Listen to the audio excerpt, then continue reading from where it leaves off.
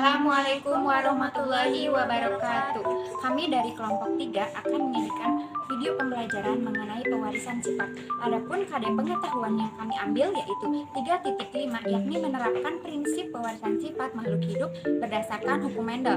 Lalu KD keterampilan yakni 4.5 menyajikan hasil penerapan hukum Mendel dalam perhitungan peluang dari persilangan makhluk hidup di bidang pertanian dan peternakan.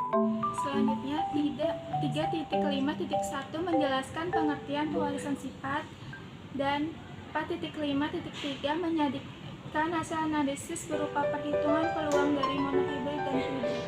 Selamat menyaksikan. Sifat adalah proses alamiah di mana informasi genetik atau karakteristik tertentu yang diturunkan dari generasi ke generasi berikutnya. Ini terjadi melalui transfer materi genetik seperti DNA dari orang tua ke keturunan mereka selama proses reproduksi. Pewarisan sifat juga memainkan peran penting dalam menentukan ciri-ciri fisik, fisiologis, dan perilaku individu, serta memastikan berlangsungnya keragaman kehidupan di berbagai spesies.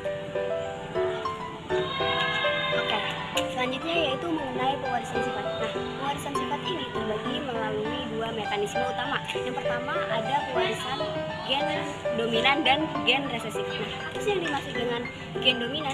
Gen dominan ini merupakan pengekspresian sifat yang terjadi melalui satu salinan gen yang diwariskan. Sedangkan gen resesif yaitu pengekspresian sifat yang terjadi melalui dua salinan gen yang sama. Nah, selain itu juga ada pewarisan sifat kromosom seks yang dimana terjadi pada sifat genetik kromosom X dan Y yang terjadi pada pria dan wanita.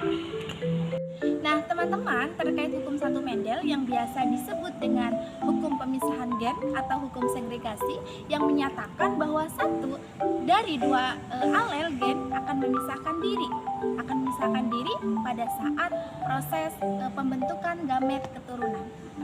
Sedangkan pada hukum Mendel 2 disebut juga dengan hukum asortasi atau berpasangan secara bebas. Dalam hukum Mendel 2, setiap gen atau sifat dapat berpasangan secara bebas dengan gen atau sifat lain yang tidak sealel pada waktu pembentukan gamet. Nah, habis kayak gini kita tentukan dulu anakannya. Anakannya kalau aku cara cepatnya seperti ini. Kemudian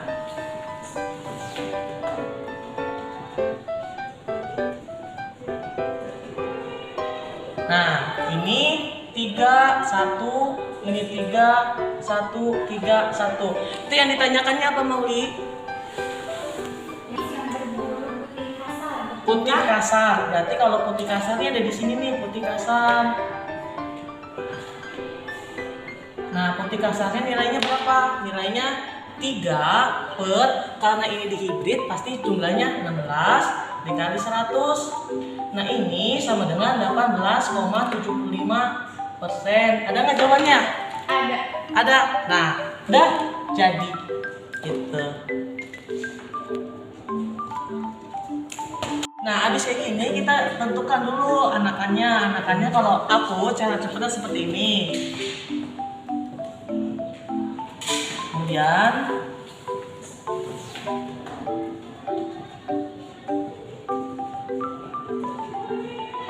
nah, ini 3, 1, ini 3, 1, 3, 1. Itu yang ditanyakannya apa, Mauli?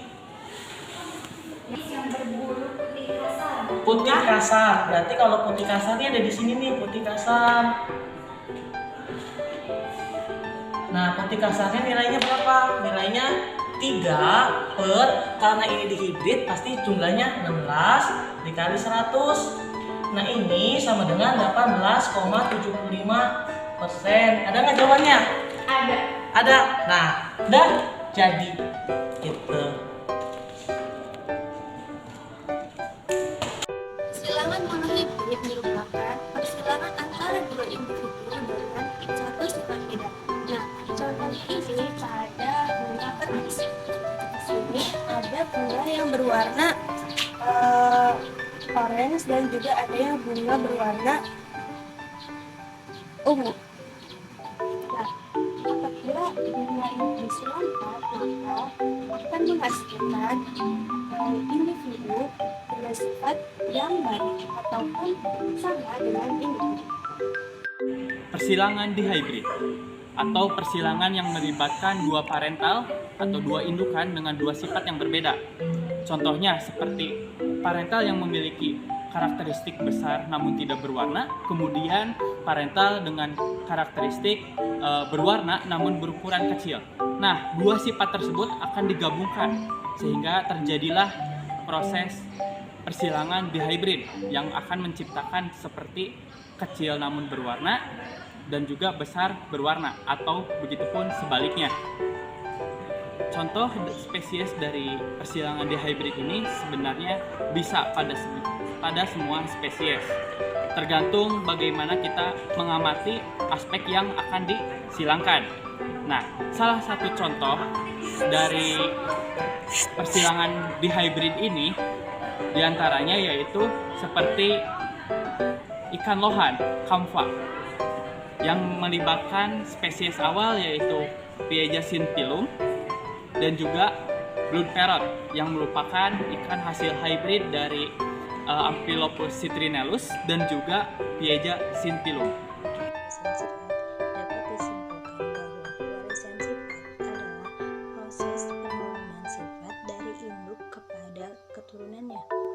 Nah, peristiwa ini sifatnya juga dikenal sebagai hederitas. Pewarisan sifat melibatkan penyalinan sifat-sifat dari sel kelamin jantan dan sel kelamin betina ke keturunan mereka. Nah, pewarisan sifat ini dapat terjadi akibat adanya kromosom pada inti sel. Kromosom ini adalah merupakan struktur benang dalam inti sel yang bertanggung jawab dalam hal sifat keturunan. Hukum Mendel 1 dan hukum Mendel 2 menggambarkan prinsip dasar dari pewarisan sifat dan telah menjadi landasan bagi penelitian di bidang genetika modern. Mungkin cukup sekian dari saya. Terima kasih.